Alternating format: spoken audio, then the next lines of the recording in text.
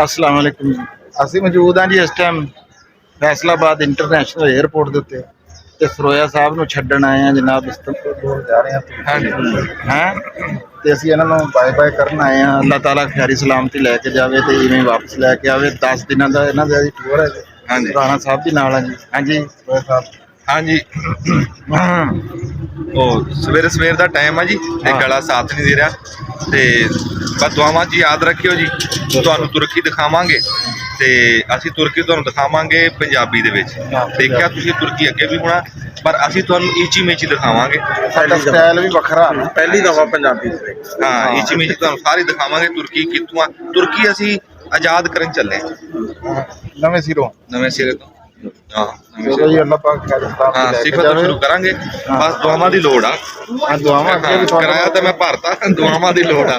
ਹਾਂਜੀ ਕਿਰਾਇਆ ਭਰਤਾ, ਪਹਿਲਾਂ ਦੇ ਦਈਦਾ। ਜਹਾਜ਼ ਪਹਿਲਾਂ ਦੇ ਦੇਣਾ, ਆਉਣ ਦਾ ਵੀ ਜਾਣ ਦਾ ਵੀ। ਹਾਂ ਰੋਟੀ ਟੁੱਕ ਦਾ ਵੀ ਲੈ ਲਿਆ।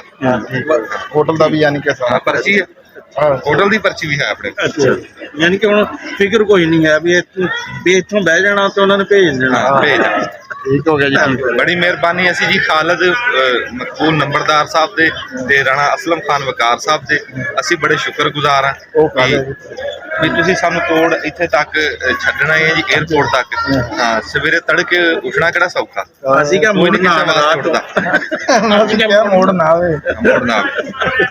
ਠੀਕ ਹੋ ਗਿਆ ਜੀ। ਇਹ ਦੇਖੋ ਜੀ